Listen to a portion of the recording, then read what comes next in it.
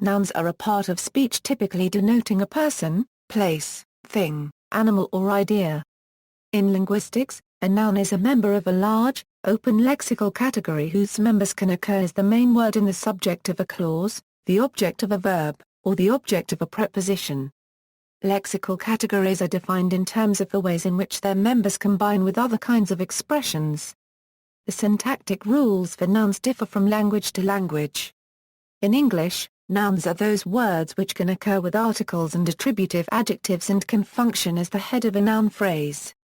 History: the English word noun comes from the Latin nomen, meaning name, or noun, a cognate of the ancient Greek a norma. Word classes like nouns were first described by Pa'ata the first ni in the Sanskrit language and by ancient Greek grammarians, and were defined by the grammatical forms that they take. In Greek and Sanskrit, for example, nouns are categorized by gender and inflected for case and number. Because nouns and adjectives share these three grammatical categories, grammarians sometimes do not distinguish between the two.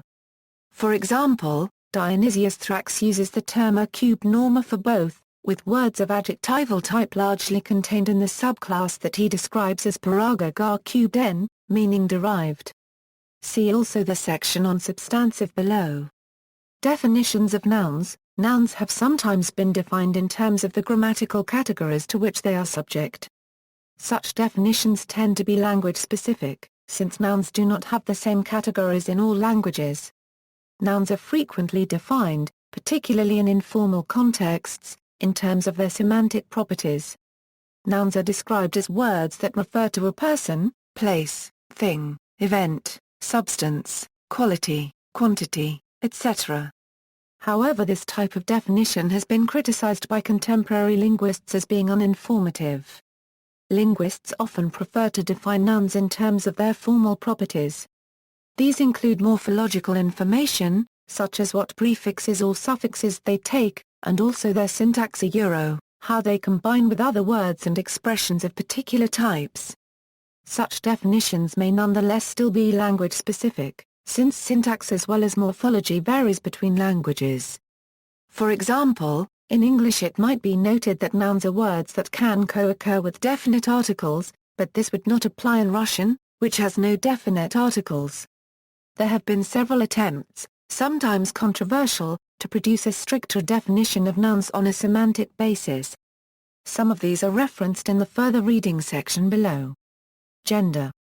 In some languages, nouns are assigned to genders, such as masculine, feminine and neuter. The gender of a noun will often entail agreement in words that modify or are related to it. For example, in French, the singular form of the definite article is le with masculine nouns and la with feminines.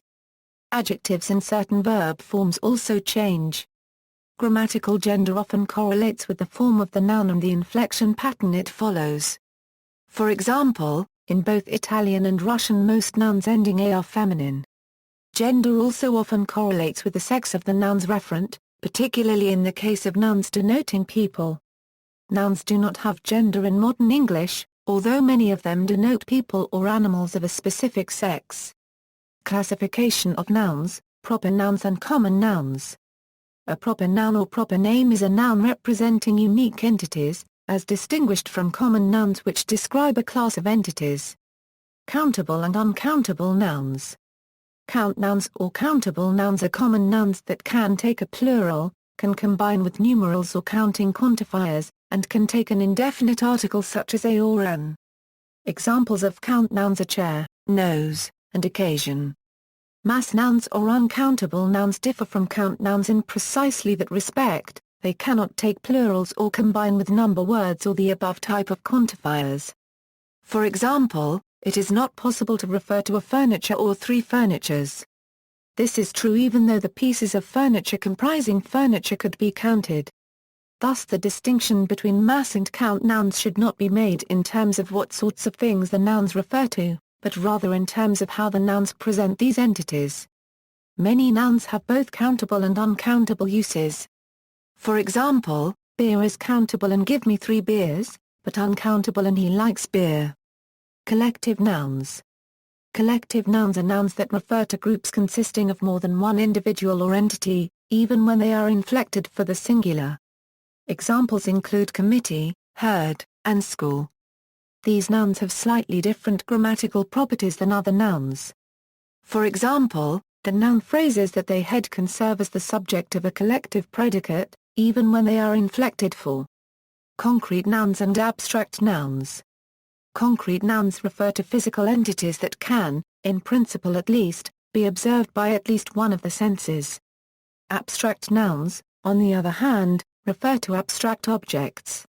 That is, ideas or concepts. While this distinction is sometimes exclusive, some nouns have multiple senses, including both concrete and abstract ones.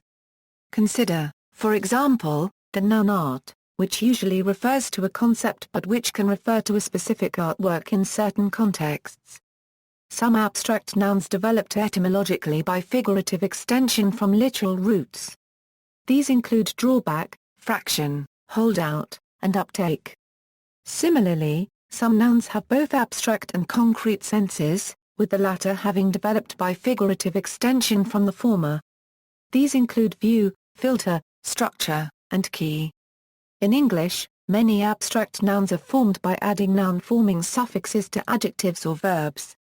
Examples are happiness, circulation and serenity. Noun phrases. A noun phrase is a phrase based on a noun, pronoun, or other noun-like word optionally accompanied by modifiers such as determiners and adjectives. A noun phrase functions within a clause or sentence in a role such as that of subject, object, or complement of a verb or preposition. For example, in the sentence "The black cat sat on a dear friend of mine," the noun phrase "the black cat" serves as the subject, and the noun phrase "a dear friend of mine" serves as the complement of the preposition on. Pronouns. Nouns and noun phrases can typically be replaced by pronouns, such as he, it, which, and those, in order to avoid repetition or explicit identification, or for other reasons.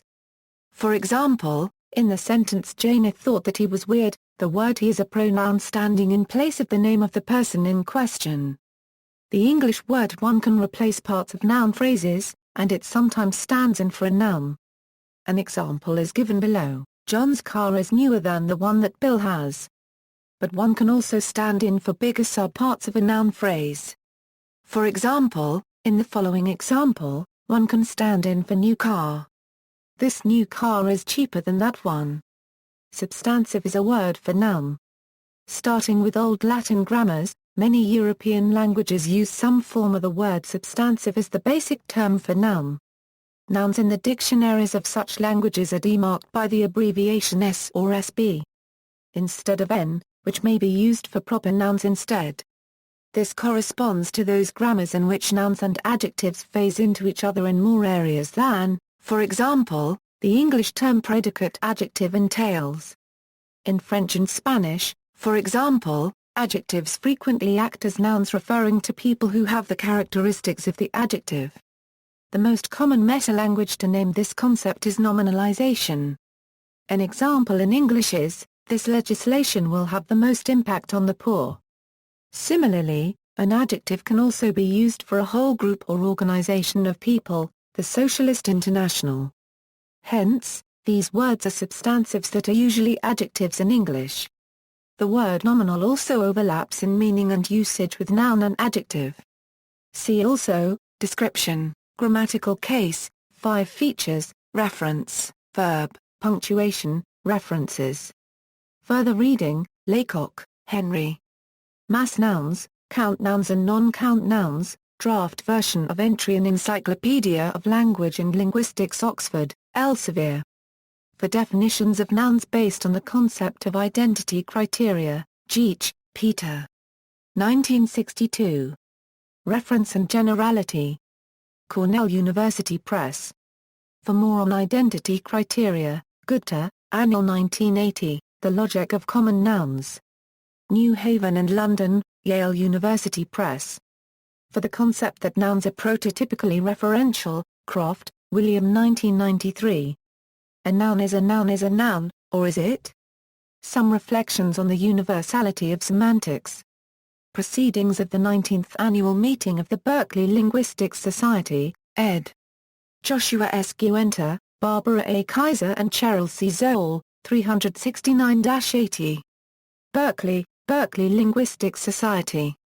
For an attempt to relate the concepts of identity criteria and prototypical referentiality, Baker, Mark 2003, Lexical Categories, Verbs, Nouns, and Adjectives. Cambridge University Press, Cambridge. External links, Nouns, Singular and Plural Agreement, ESL Guide to Countable and Uncountable Nouns, Nouns.